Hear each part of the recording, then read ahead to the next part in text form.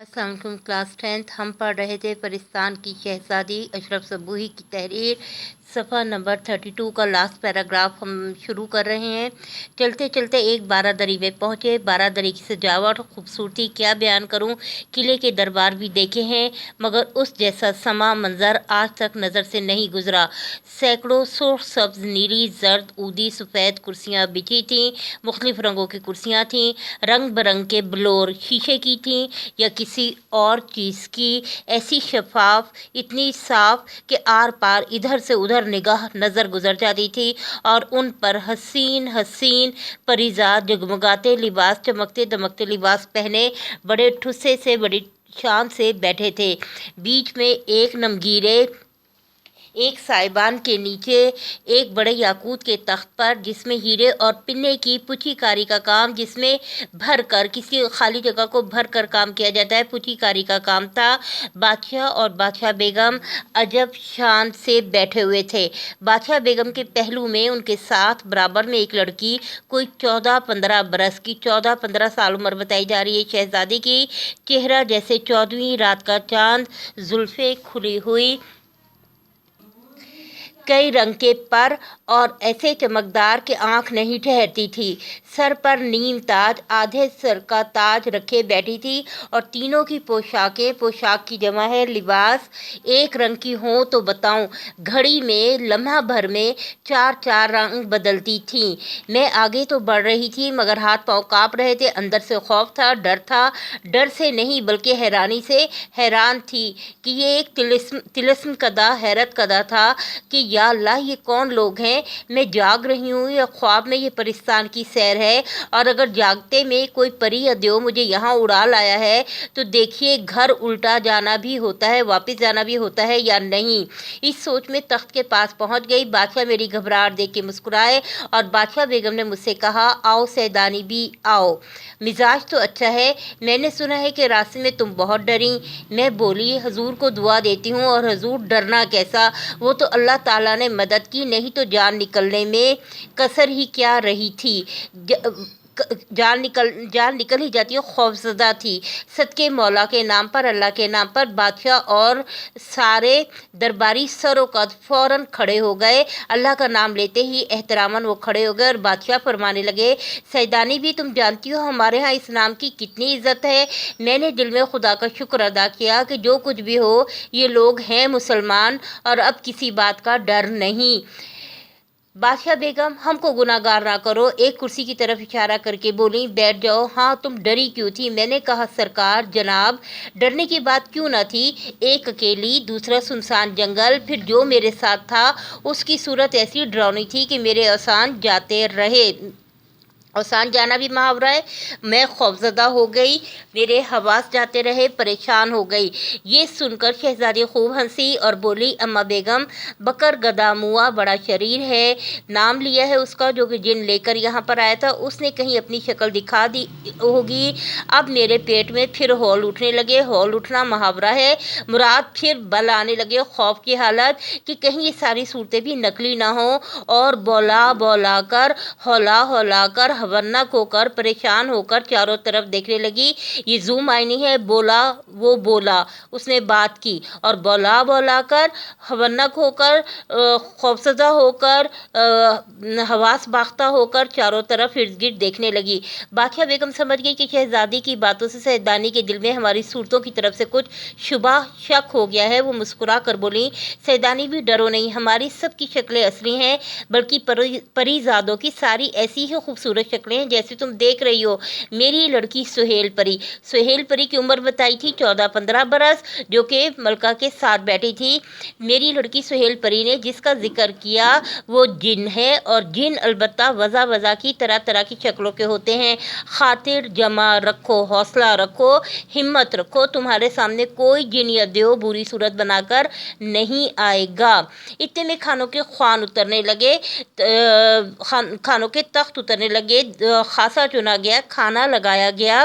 کھانا کیا تھا اللہ کی قدرت کا کرشمہ، ایک ایک بالش کے، ایک ایک ہاتھ کی ہتھیلی جس طرح ناپتے ہیں اس طریقے سے ایک ایک بالش کے پودے پھلوں پھولوں سے لدے ہوئے سامنے تھے۔ خوشبو کی لپیٹیں آ رہی تھی، مہک آ رہی تھی، مگر میں کھاتی کیا؟ نہ کسی قسم کی روٹی تھی، نہ سالن، نہ پلاؤ تھا، نہ زردہ۔ ہکا بکا حیران ہو کر ایک ایک کا منہ دیکھ رہی تھی کہ بادشاہ بیگم مسکرا کے بولی، سیدانی بھی دیکھتی کیا ہو، کھاتی کیوں نہیں؟ یہ پرستان کا کھانا ہے، تم مہمانوں، ہاتھ بڑھاؤ تو اور بھی کھائیں۔ یعنی پہلے مہمانداری کا ایک یہ اصول بھی بتایا گیا ہے کہ پہلے مہمان ہاتھ بڑھائے پھر میزبان۔ میں نے کہا سرکار کوئی کھانے کی چیز ہو تو کھاؤں، یہ تو نگوڑے درخت ہیں اور ان میں جو پھل پھول لگے ہیں وہ بھی اللہ کے مارے سچ مچ کے نہیں دکھائی دیتے۔ شہزادی الہڑ نے میرے اس کہنے پر ایک فرمائشی کہا لگایا اور کہنے لگی، سیدانی بھی جیسا سنا تھا کہ آدمزاد انسان بڑا بھولا ہوتا ہے ویسا ہی تمہیں پایا۔ تم بسم اللہ کر کے کوئی پھل توڑو اور کھاؤ تو جس کھانے کا دل میں خیال کرو گی وہی مزہ آئے گا۔ یہ پرستان کے پھلوں کی خاص بات بتائی ہے۔ بالش پر درختوں پہ لگے ہوئے، سونے چاندی کے درختوں پہ لگے ہوئے، قیمتی موتیوں کی طرح نظر آ رہے ہیں، اور جس پھل کو توڑ کر کھائیں گے فوراً نکل بھی آئے گا۔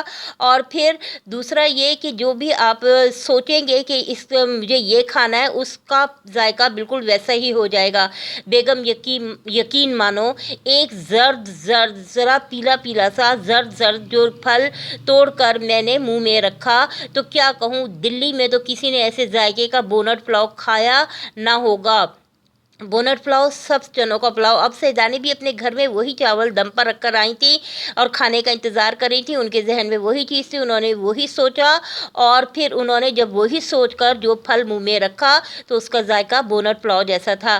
میر صاحب کی بیوی بونٹ پلاؤ جو گھر میں چھوڑ کر گئی تھی وہی پہلے یاد آیا۔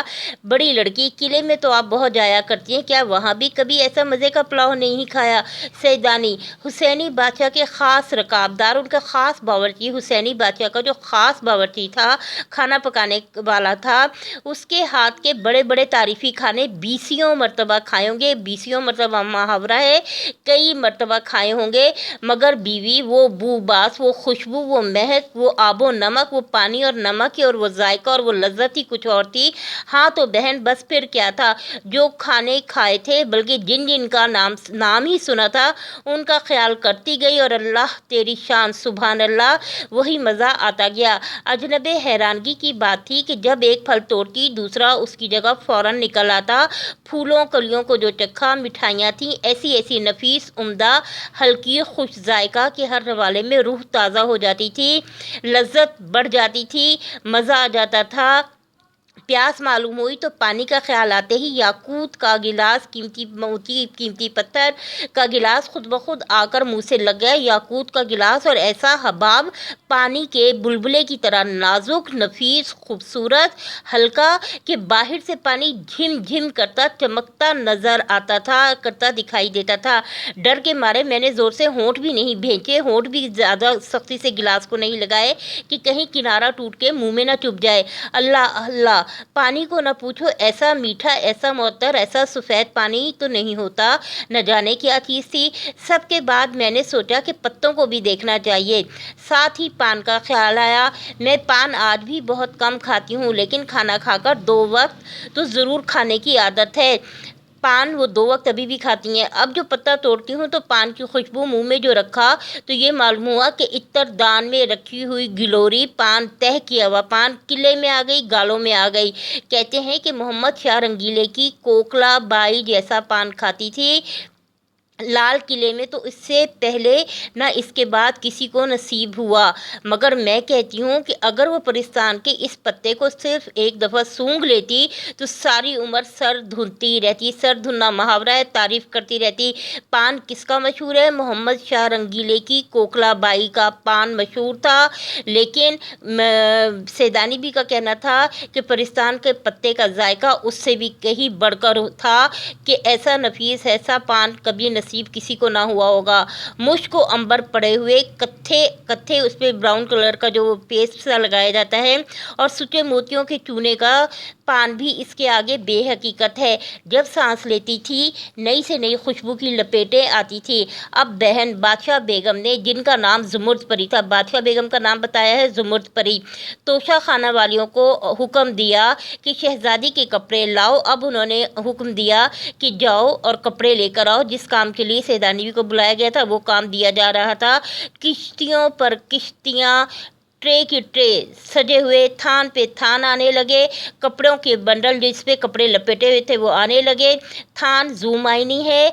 यहाँ पर थान का मतलब जो है वो थान जिस पे कपड़ा लपेटा जाता है, अक्सर हमें दुकानों में कपड़े की नज़र आता है, वो गत्ता या वो चीज़ इस पर कपड़ा लपेटा हुआ होता है। और थान का एक मतलब अस्तबल भी होता है जहाँ घोड़े रखे जाते हैं। कपड़ों और गोटा किनारी को देखकर मेरी तो अकल जाती रही। अकल जाना मुहावरा है, मतलब मेरे तो हवास आते रहे। मैंने तो ऐसी चीज़ कभी देखी नहीं थी। बड़ी बड़ी रानियों शहजादियों के जोड़े देखे हैं। नूर बाई की पिशवास भी देखिए। नूर बाई की पिशवास लिबास का नाम है जो हमारे फ्रंटियर के इलाकों में आज भी पहनी जाती है, लंबी सी खुली सी फ्रॉक। पिशवास भी देखिए मशहूर किसकी थी, नूर बाई की पिशवास। और पान जो था वो मोहम्मद शाह रंगीले की कोकला बाई का। ये MCQs में अक्सर कंफ्यूज करने के लिए दे देते हैं, जिसमें शेरों जवाहरात टके हुए थे, लगे हुए थे। लेकिन उन कपड़ों से क्या निस्बत, लेकिन उन कपड़ों से इनका क्या वास्ता। कुजा कहाँ दुनिया के कपड़े, कुजा परिस्तान के, कहाँ परिस्तान के। आँख नहीं ठहरती थी।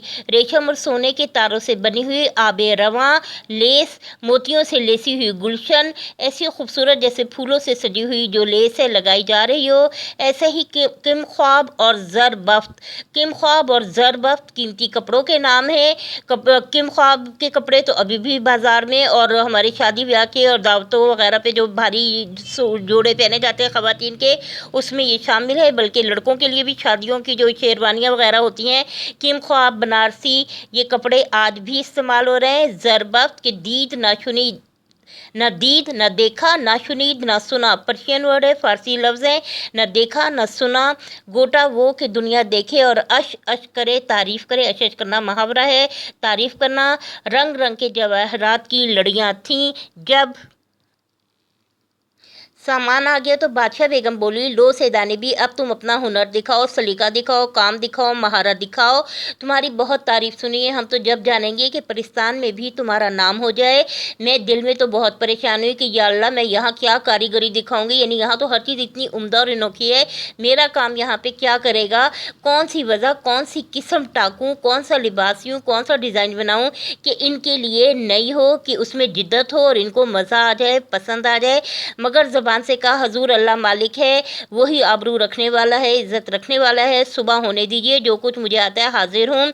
वो हंसकर बोली, सैदानी भी, परिस्तान में न दिन होता है न रात। अब यहाँ पर फिर परिस्तान के हवाले से बताया जा रहा है। पहले फलों और मेवे के हवाले से बताया गया था, यहाँ पे बताया जा रहा है कि न दिन है न रात, एक ही मौसम और एक ही वक्त रहता है, तुम जब चाहो काम शुरू कर दो। मैंने ताज्जुब से अर्ज़ किया, हैरानी से अर्ज़ किया, तो क्या यहाँ लोग सोते नहीं। कहने लगी, यहाँ सोने का क्या काम। सोना धात भी है जिससे कीमती जेवर बनाए जाते हैं, और सोना नींद भी। जूम आइनी, नींद परिस्तान में नहीं आती। हमारा मशगला, हमारा काम, हमारी दिलचस्पियाँ, हमारे मशागिल तो हैं आठों पहर सैर सपाटे। आठों पहर सैर सपाटे, आठों पहर मुहावरा है, 24 घंटे घूमना फिरना हमारा काम है, परिस्तान के लोगों का काम है। परिस्तान से जी उकताया, जी का मतलब हाँ भी होता है, और जी उकताया दिल भर गया तो दुनिया वालों के ख्वाबों में चले गए। बहन मैंने देखा कि वाकई नींद का नाम भी आंखों में नहीं, न पेट में गिरानी, न खाना खा के पेट भारी हुआ, न सर भारी। ये भी नहीं कि नींद नहीं आई तो सर में दर्द हो रहा हो, ना अंगड़ाइयाँ ना जमाइयाँ, कोई सुस्ती काहली का कोई वजूद ही नहीं। सोचा कि देर क्यों लगाई जाए, जब थकन ही नहीं तो फिर देर क्यों लगाई जाए। कतर ब्यूनत का सामान तो मौजूद ही था, कटिंग का सिलाई का काम मौजूद, सामान मौजूद था। अल्लाह का नाम लेकर जोड़े कुतरने लगी, कटिंग करने लगी, काटने लगी, और उसी वक्त से सीने और टाकने का लगा दिया, काम शुरू कर दिया। इधर मैं एक तरफ बैठी हुई अपने काम में मसरूफ़ थी, उधर नाचने गाने वाली परियों के तख्त उतर रहे थे। एक से एक तरहदार शोख, एक से एक शोख, खूबसूरत, हसीन, बातें करने वाली, अपने फ़न में उस्ताद। ना कानों ने कभी ऐसा गाना सुना था, ना आँखों ने ऐसे नाच देखे थे। आवाज़ें थी कि जैसे कोयलें मिलकर कूकें, कोयल की आवाज़ कूक। नाच था कि हवा में जैसे तितलियाँ उड़ रही हों। क्या पूछती हो बेगम, खुदा की कुदरत का तमाशा था। लेकिन मुझे तो अपनी फ़िक्र थी कि कहीं जल्दी काम निपटे और छुटकारा पाकर यहाँ से जान छुड़ाकर अपने घर जाऊँ। ज़रा की ज़रा आँख उठा के देख लेती और अपनी सुई चलाने लगती, अपने काम में मगन हो जाती। उसकी कारसाजी के कुर्बान, अल्लाह की कारसाजी के, अल्लाह की काम के कुर्बान, सदके मुश्किल कुशा के सदके जाऊं। अकल ने ऐसा काम दिया और पहले ही जोड़े में वाह वाह हो गई। जैसे ही पहला लिबास, पहला सूट उनको सी के दिया, उसी में वहाँ पर तारीफ़ हो गई। शहज़ादी का चेहरा भी खुशी के मारे फूल की तरह खिल गया। यानी खुशी का इजहार जो है वो उसके चेहरे से हो रहा था कि वो बहुत खुश थी अपना लिबास देखकर। अब क्या था, मेरे हाथ पाँव में घोड़े लग गए। जब कोई काम से खुश होता है तो फिर काम करने में दिलचस्पी बढ़ जाती है। हाथ पाँव में घोड़े लगना मुहावरा है, मुराद बहुत तेज़ी से काम करने लगना। दिनों का काम घड़ियों में होने लगा। कुछ ही दिनों का काम, जो कि काम मैं दिनों में करती थी, वो कुछ लम्हों में होने लगा। कहानी बहुत लंबी है, कहाँ तक कहूँ। जिस काम की आदमी धुन बांध ले वो हो ही जाता है। ये है वो पैगाम यहाँ पर जो समझने की ज़रूरत है। जब इंसान नियत कर ले, धुन बांध ले, यहाँ पे पेश आ रहा है, धुन बांध ले, इरादा कर ले, और इसके ऊपर अगर ज़बर आ जाए तो धन है, दौलत। यहाँ पर है धुन बांध ले, जिस काम का इंसान इरादा कर ले, नियत कर ले, तो वो हो ही जाता है। जब नियत कर लेते हैं तो अमल के लिए हमें तहरीक मिलती है और हमारा काम हो जाता है। जब हमारी नियति में गड़बड़ हो तो फिर काम भी हमारे लटक जाते हैं। आखिर सारे जोड़े सिल भी गए और टिक भी गए। कितने दिन लगे ये कौन कह सकता है। वहाँ दिनों का हिसाब ही नहीं ना था, क्योंकि वहाँ दिन रात नहीं थे। हाँ, अगर यहाँ इतना काम करती तो खुदा झूठ ना बुलवाए, मेरे अकेले हाथ पर 1 साल से कम ना लगता। यानी मैंने वहाँ बहुत काम किया। इस अरसे में सारी परियां, ख़ास तौर पर शहज़ादी, मुझसे बहुत मोहब्बत करने लगी थी। खाला सैदानी कहते कहते उसका मुंह सूखता था। वो जो थी परी, जो थी शहज़ादी, वो खाला सैदानी कहकर बुलाती थी। घंटों मेरे पास बैठी रहती और मुझको सुई चलाती देखा करती। तुम जानो, पास रहे का बड़ा असर होता है। मुझे भी उसकी भोली भाली शक्ल पर प्यार आता था, मगर दिल को क्या करती। ये निगोड़ा तो यहाँ पड़ा हुआ था, ये नालायक निकम्मा तो यहाँ पड़ा हुआ था। यानी दुनिया की तरफ था, मेरी अपनी लोगों की तरफ था। घर की याद चैन नहीं लेने देती थी। मुझे घर याद आता था। चैन लेना, सुकून लेना, चैन ना लेना, सुकून ना लेने देती थी। हाय, अपना खंडला परिस्तान में भी नहीं भूला। अपनी झोपड़ी परिस्तान के महल में भी याद आती थी। अपना घर भला, आप भले, अपना घर भला। अपने घर से इंसान को एक फितरी मोहब्बत होती है, और वही वतन से भी होती है, मादरे वतन से भी। आखिर जब सारा काम उनकी मर्ज़ी के मुताबिक हो गया तो मैंने कहा, हजूर खुदा ने मुझे सुरखरू किया है। सुरखरू करना भी मुहावरा है, सुरखरू करना कामयाब की है। अल्लाह ताला ने मुझे कामयाबी अता की। मौला ने मेरी आबरू रख ली, इज़्ज़त रख ली।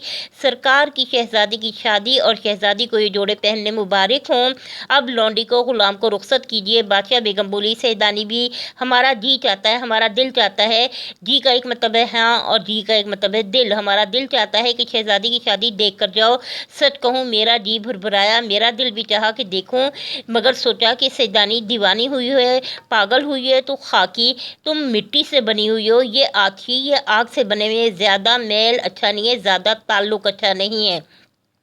मेल मिलाप, दोस्ती, ताल्लुकात और मैल, कपड़ों पर मैल, कपड़ों का मैल, ये ज़ू मायनी है। यहाँ पर है ज़्यादा मेल, ज़्यादा मिलाप, दोस्ती, ताल्लुक़ अच्छा नहीं है। ज़रा सी देर में बिगड़ बैठे, ज़रा सी देर में नाराज़ हो जाएं तो जला के खाक कर देंगे। भाड़ में जाए परिस्तान और परिस्तान की शादी। चल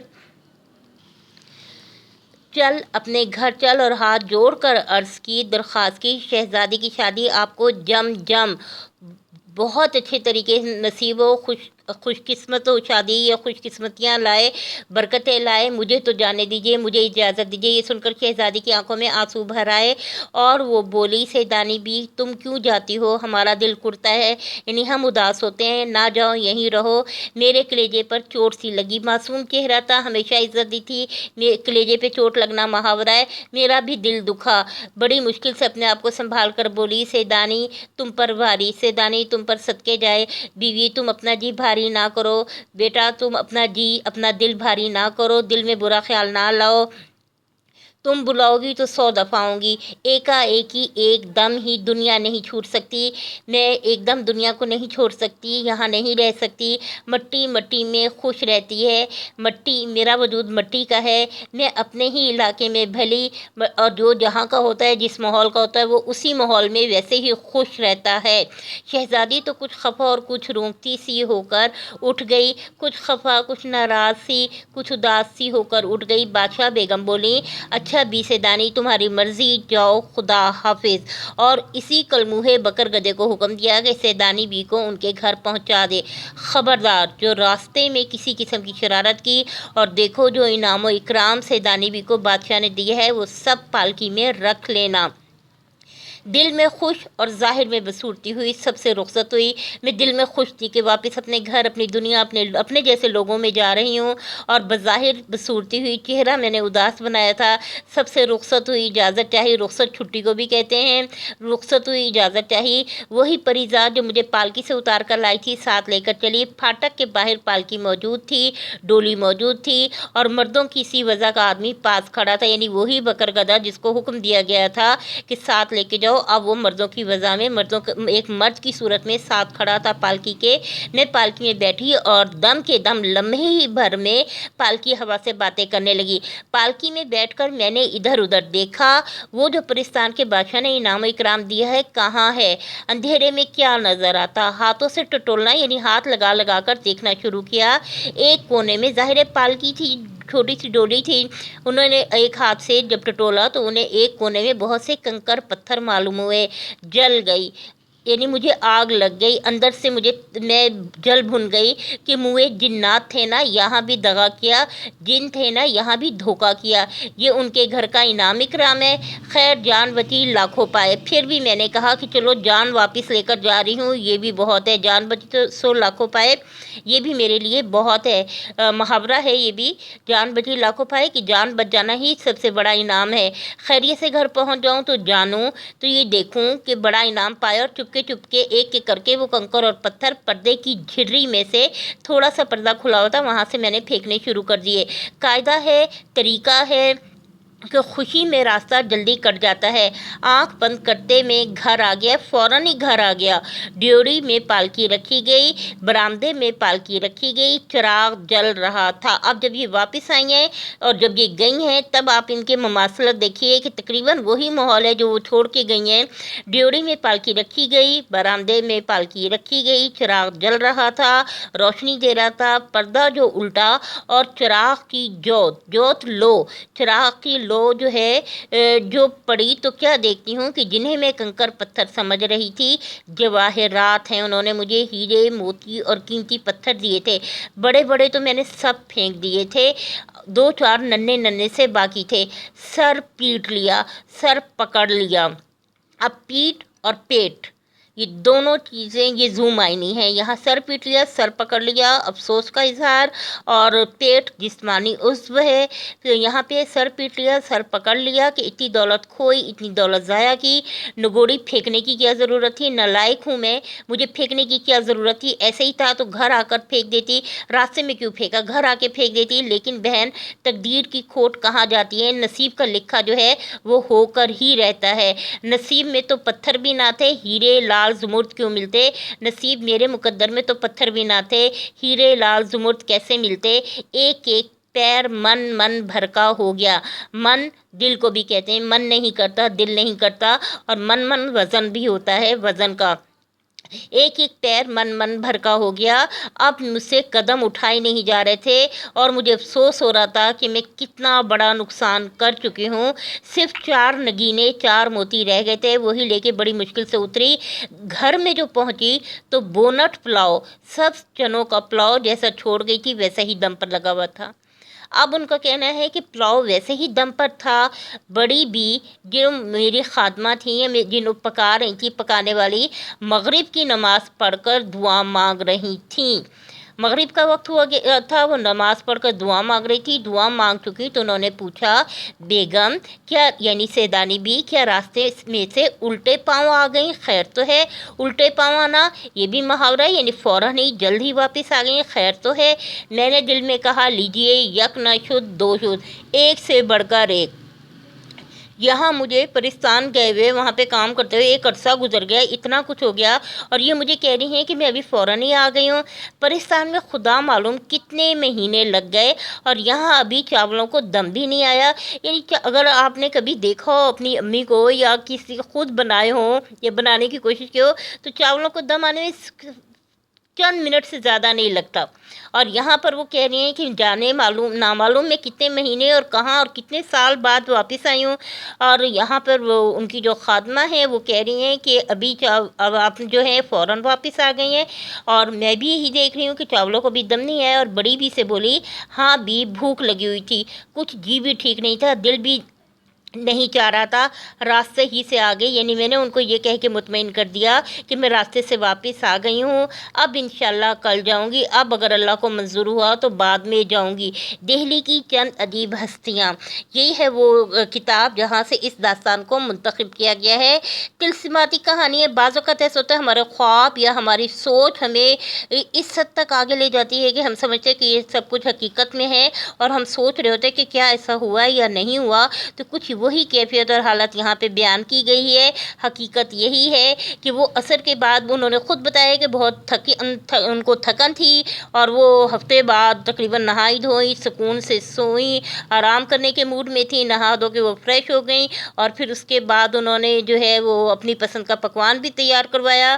تو کبھی ایسا لگا کہ کبھی وہ سو رہی تھیں یا جاگ رہی تھیں یا کیا صورتحال ہے۔ بہرحال یہ ہے وہ کہانی جو یہاں بیان کی گئی ہے۔ اس سے اگلے لیکچر میں انشاءاللہ ہم اس کی مشق کریں گے۔ اللہ حافظ۔